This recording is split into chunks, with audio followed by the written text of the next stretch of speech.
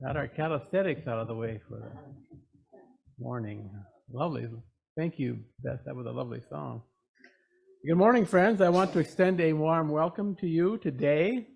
Everyone is welcome here. You're welcome regardless of your age, your race, or the gender with which you identify. You're welcome here regardless of your income, your education level, your religion, or your position in society.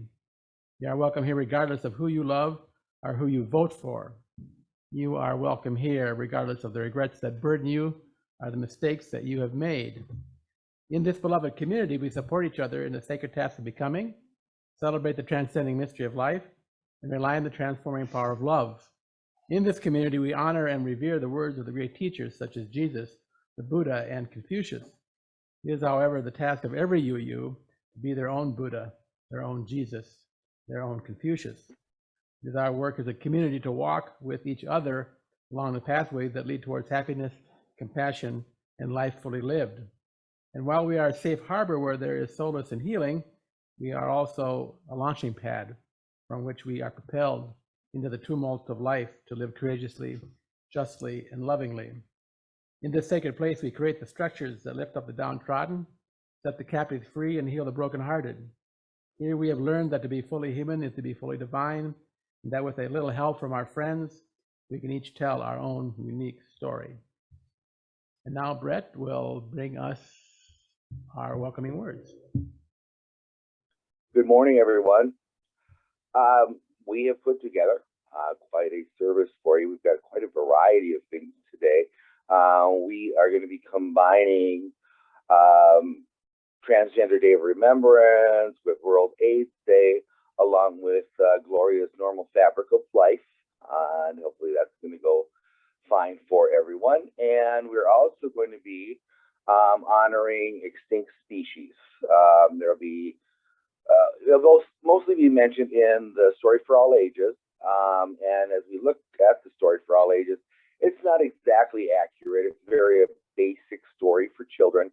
They'll be talking about how bison were killed by greedy hunters, where actually it was the U.S. government who wanted them wiped out because they were a food for the indigenous people.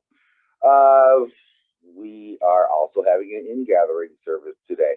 So we've got a little bit of something for everyone. But also, I want to take a few minutes considering what happened last weekend when there was another mass shooting in Colorado Springs, Colorado. 5 people were killed at Club Q by a 22-year-old shooter who had a history of having a bomb threat in the past, but mysteriously the bomb threat thing has been sealed. He has been found out to be the grandson of GOP California State Assemblyman Randy Voepel from San Diego, who voiced support of the January 21 attack. So I would like to take a few minutes just to pay tribute to the people who passed during that shooting. So I'm going to do a little reading here. On November 19th, on the eve of Transgender Day of Remembrance, there was a mass murder at Club Q in Colorado Springs, reminding us yet again of the violence that lies at the core of white Christian nationalism, whether it be from guns aimed at our queer and trans beloveds, or legislation designed to criminalize our very existence. We are gathered together as a Unitarian Universalist community to grieve this sorrow upon sorrows and comfort one another during this difficult time. We want to remember not only the 5 that were killed, but the 19 people who were injured, traumatized in the Club Q shooting, as well as those who took down the shooter and saved many lives. Thank you. Let's continue with our chalice lighting. Tom and Judy Peelle will be lighting our chalice today.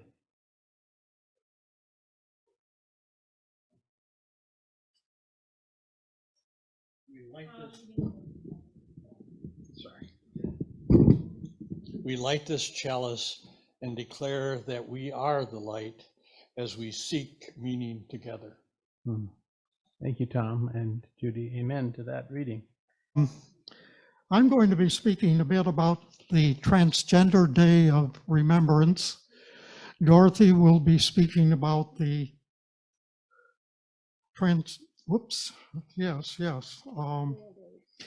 World AIDS Day. And then Brett has some statements he wants to make too. November 20th, the Transgender Day of Remembrance is an opportunity for communities to come together and remember transgender people, gender variant individuals, and those perceived to be transgender who have been murdered because of hate.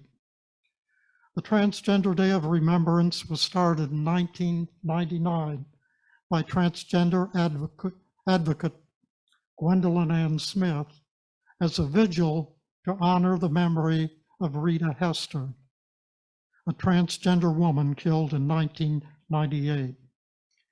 On the evening of November 28, 1998, Boston police found the African-American transgender woman in her apartment, stabbed in the chest 20 times. She was somehow still alive, but died from cardiac arrest when she arrived at the hospital. There were no signs of forced entry, nothing was stolen from the apartment, and there are no suspects. Reopened by Boston police in 2006, the case remains unsolved. Today, a little more up to date, we also remember Hayden Neva Davis, a 28-year-old transgender woman. Around 11 p.m. on July 25th, 2022, police were called to the corner of Finkel Avenue and LaSure Street in Detroit after a neighbor discovered Hayden's body. Witnesses said that Hayden jumped out of a vehicle and was chased while being shot several times. Hayden's death was the third known killing of a transgender or non-conforming person in Michigan this year. However, a month later, Dita Ricks, another transgender woman, was found shot to death in her home in Detroit. I'm going to add one rainbow strip here, provided by Nancy, thank you.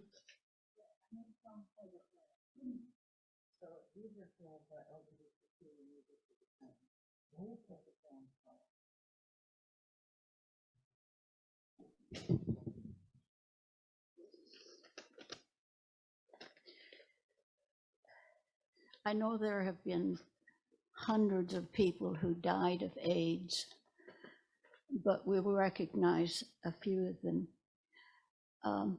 Thanks to people like Dr. Fauci and many vocal activists who would not remain silent, we don't have as many deaths, as they've found ways to prevent and treat AIDS.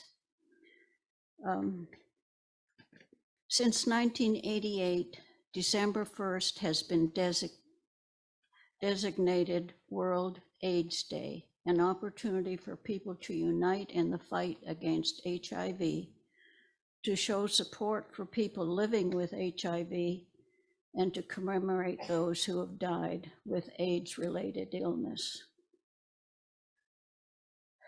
We remember Ryan White, who died of AIDS in Indianapolis on April 8, 1990, at the age of 18. Ryan got the virus from a blood transfusion as a treatment for hemophilia when he was 13, and subsequently expelled from school. He became a household name when he fought to be readmitted to school. His story drew worldwide attention, and he became a spokesman for public face for the disease. The Ryan White Comprehensive AIDS Resources Emergency Act was enacted on August 18, 1990. We also remember actor Anthony Perkins, born April 4th, 1932 in New York City. He was perhaps best remembered for his roles in Friendly Persuasion and Psycho. They raised 2 sons and remained married. He met his wife, Berthina Berenson, on the set of Psycho, and they were married in 1973. They raised 2 sons and remained married until Perkins' death. He had been diagnosed with HIV in the late 1980s.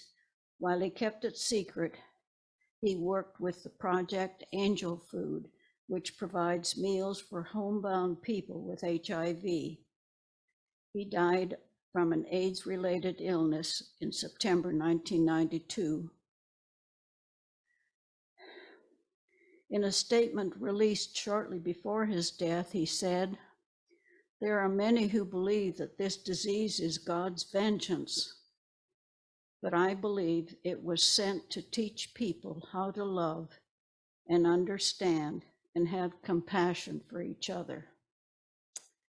And by the way, his wife was a passenger on the American Airlines Flight 11 that crashed into the North Tower of the World Trade Center.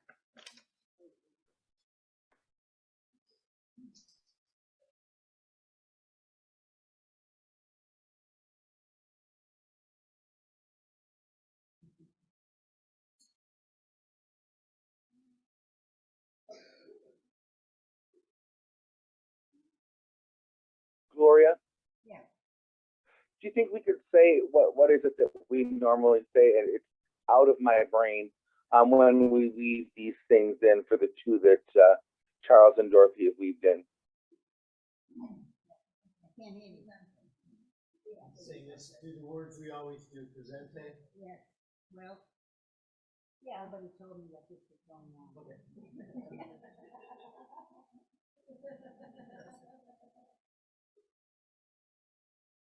Okay, so at this point,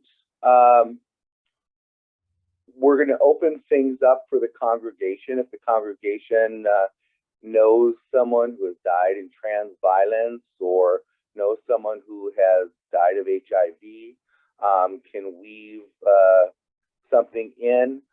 If someone could move the microphone up to the fabric of life so that I can hear Gloria and people as they do their as they weave the fabric in.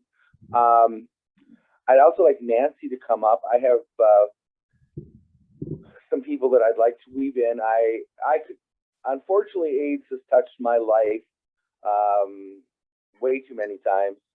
I could sit here all day and talk about people and think about people, but I've narrowed it down to 3 for World AIDS Day.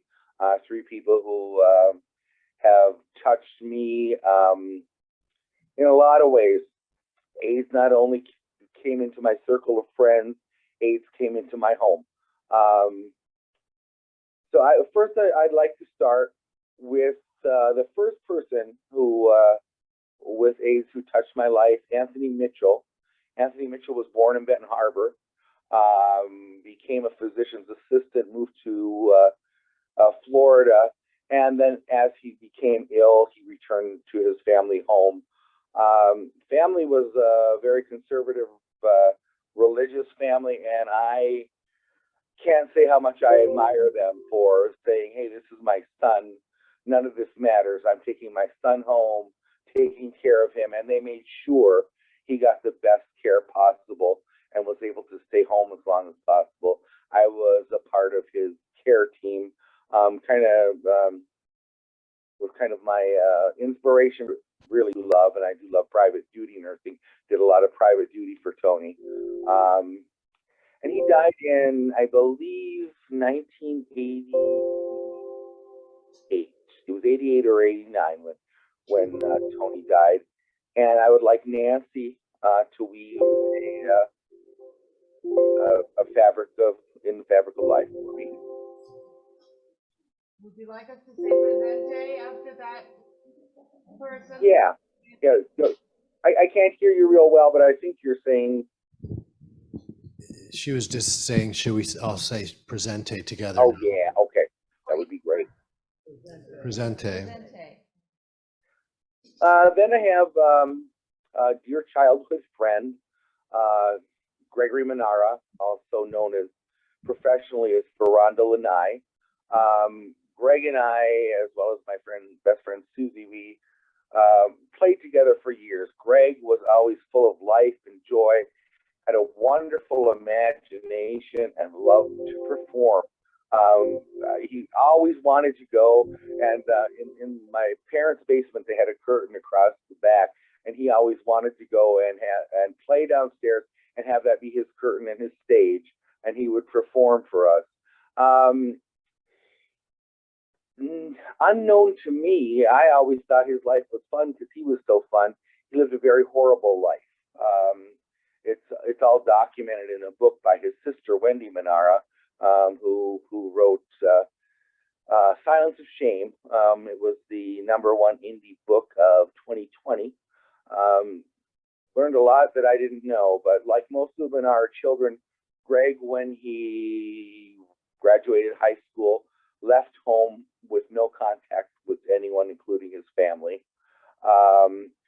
He went on to the drag community in San Francisco, but he didn't just do drag in San Francisco.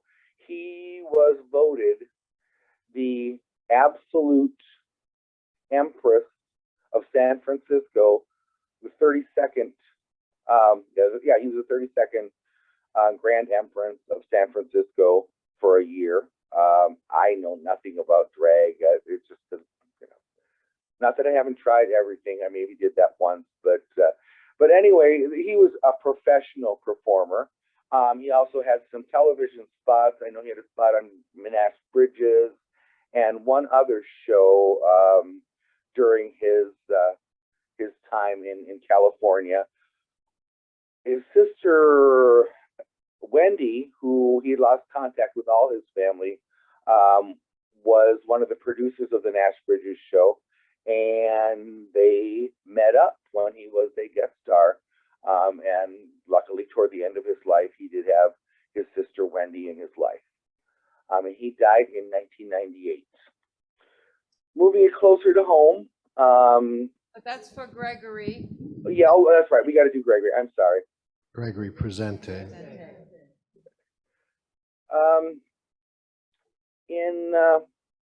Next is Raymond Cowan. Raymond was born in Galeen, Michigan, a little bit too small town for Raymond. He moved to Chicago, got his education in cosmetology, then moved to LA, lived in LA for many years, moved to New York, lived in New York for many years. His mother became ill and he moved back to this area. That's where I met him the second time. Raymond, I was with someone else at the time, and Raymond pursued me quite heavily for some time. And eventually, Raymond and I were in a domestic partnership and were married in a Potawatomi ceremony in 2001. Raymond was somebody who could do everything. Not only could he do hair, he could decorate, he could bake anything, he could cook anything, he could build anything. He was just, he always could. I mean, it was not unusual for me to come home and find the house totally different than what I left just 8 hours before. So Raymond always wanted to have a home and family, and which he did get before he passed away. He passed away March 21st of 2006, leaving myself and his daughter Sophia behind. For your partner, Raymond. Presente. And then I have one person I'd like to honor for a Transgender Day of Remembrance, and that would be, and my phone just went out. I had it right here, sorry. I swear I had it right here. Danny Aston. Danny Aston moved from Tulsa to Colorado Springs to work at Club Q. Danny was said to be very loving, full of life, fearless, unashamed, and always happy. Danny was killed in the shooting at Club Q on the eve of Transgender Day of Remembrance.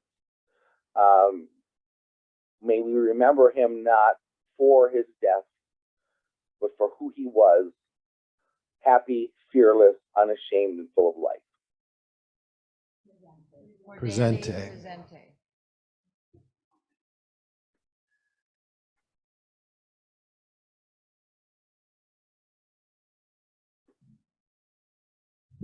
Are we continuing with the other fabric of life? Folks? Yes, are there others who would like to? I would like to also add to that a friend of mine, someone I went to school with, and that was many, many, many years ago, whose son died of HIV/AIDS, and and it was very sad.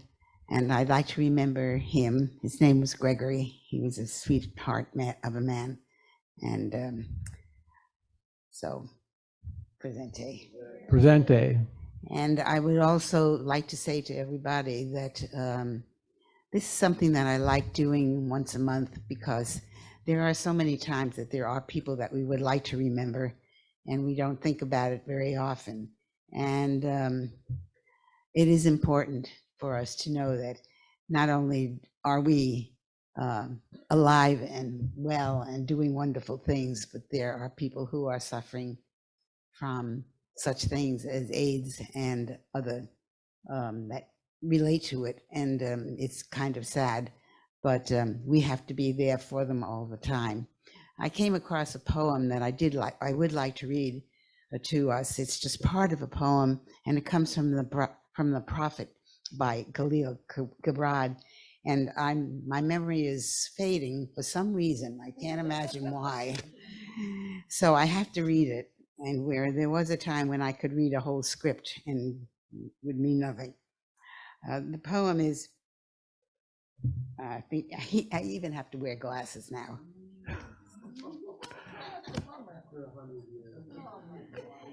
If you would indeed behold the spirit of death, open your heart wide unto the body of life.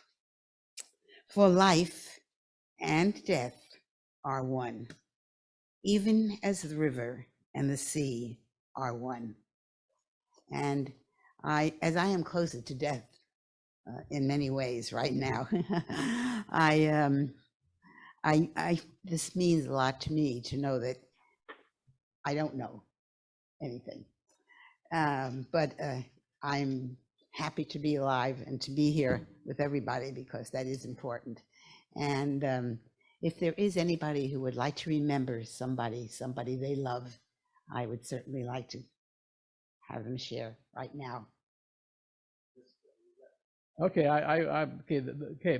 This is let's begin. The mission of this fellowship is to provide a welcoming and caring religious community for anyone searching for spiritual meaning and dedicated to diversity of thought, social and environmental justice, and peace for all.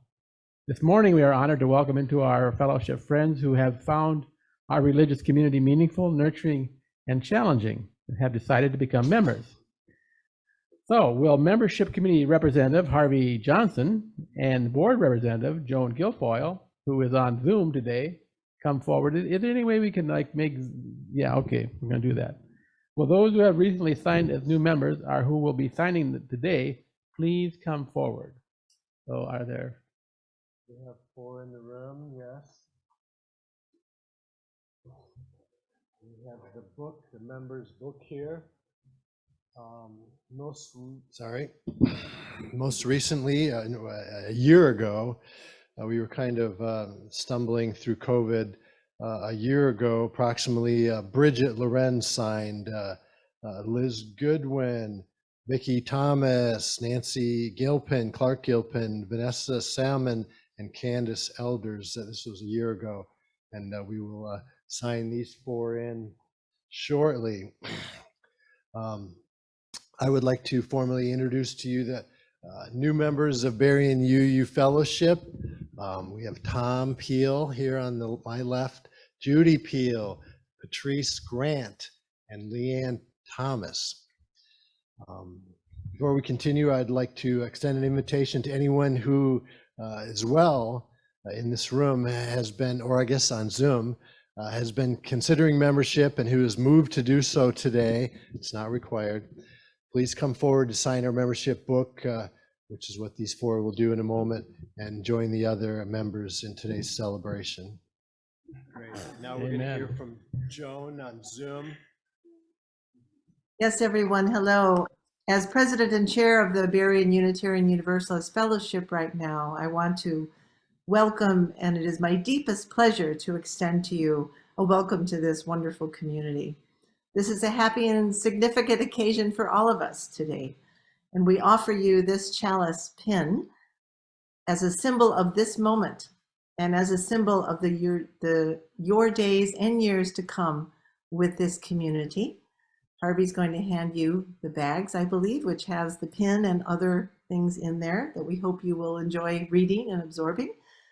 And I would ask everyone in the room, if you can and are willing, please rise in body or spirit and join in reading our congregational response that is found in the order of service and also on the screen. And yes, Tom, you will be able to vote at the next. So I have a very brief sermon today, and I will give it. I know we're running late, but I'll make my way through it. Today, I would like to talk briefly about being thankful. And we have heard many times how laughter is the best medicine. This, I think, is generally right, though there are different kinds of laughter, and not all of them are good for you or for society. I've also found in my own life that gratitude is a pretty good medicine too. And by good medicine, I mean being thankful seems to automatically orient one's spirit towards hope and joy. Part of the discipline of thankfulness is discovering that even some of the difficult and challenging parts of life are often worthy of gratitude. Last Tuesday, I received an email from a friend. He is 75 and long retired from a successful career in civil service, where he, among other things, ran a statewide program in mental health. I won't tell you which state, other than to say it is not either Michigan or Indiana. In his email, my friend recounted some deep regrets over moral failures in his life, acts he described as stunningly cruel. He felt like he was still many years later carrying the burdens of these sins. In my reply, I recounted some of my own sins against the ones I loved and the congregations I had served in the past. I shared my opinion that the idea of somebody, a God-man, dying for releasing me from my sins held little appeal. I further suggested that the burdens of the past are rightly carried forward, and while I regret my sins, I am in a way thankful for them. I've come to believe that my burdens and my sufferings are like the grains of sand that are placed in the shells of oysters to create cultured pearls. The sand is an irritant that the oyster, to release from its suffering, coats with grains with many layers of substance that eventually turn into pearls. I have acquired a significant string of such pearls. My pearls are part of my treasure, though I deeply regret the pain that I have caused others. They have taught me about human frailty, my own and others. They have taught me about grace. I have learned that life is much better when I extend grace into life and not judgment. We are all frail. We all make mistakes. When we do things harmful to others and ourselves, it is often because we are responding to the lash of our own unrefined, immature egos. driving us to cram our lives into inhumane templates. Another thing I think I've learned from atoning for my own sins is awe and wonder. Doing our own work of atonement causes us to reflect on the nature of our existence. It does not take us long to see that our lives are embedded in profoundly mysterious processes, that you and I do not much come into the world, not so much come into the world when we are born, but come out of the world and are really of it in ways that are completely intimate to it. We discover that life is not something we live, life is what we are, and that our true nature is both temporary and eternal. This is the genius of our seventh principle, respect for the interdependent web of existence of which we are all a part. Shifting gears a little bit, one of the things that I am thankful for in my latter years is this fellowship. You've been a source of redemption for me, even though I was very lucky with the United Methodist Church, churches I served. They were great congregations with loving, interesting people in them. From them, I learned a lot about how to be a minister and a human being. I never, however, felt like I was doing right by my congregations or myself. When I came out of seminary, I was pretty convinced that the Christian church needed to be put on a new footing, that it was no longer appropriate to believe in the literal historical truth of many of the Bible stories, and that modern human consciousness would do much better with the understanding that these great old stories, though still very valuable and have a very potent message for us, were about human beings and not gods. For instance, the well-known story of Jesus dying on the cross, spending 3 days in the tomb, and the being resurrected from the dead is, in my imagination, not a factual story. It is very valuable, however. Almost everyone comes to a time, or maybe several times in their lives, when they must die to their old ways of being, thinking, and doing. Dying to oneself is not easy. It does not happen overnight. After dying, there is the tomb, a time of darkness and despair. Life seems empty and hopeless.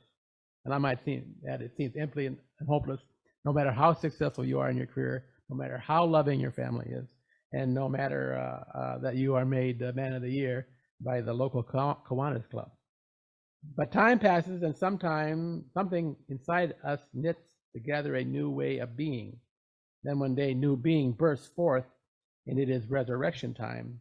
The dynamic of dying, the tomb, and resurrection may happen to an individual 1,000 times or only once in a grand crisis. It seems likely to me that it does happen for everyone. This fellowship has played a prominent role in some of my dyings, some of my tombs, and some of my resurrections. For that, I am extremely thankful. Plus, I am fascinated by you, all of you in the Unitarian Universalist Project. We are the high wire act of religion. There's no net formed of ancient creed to catch us.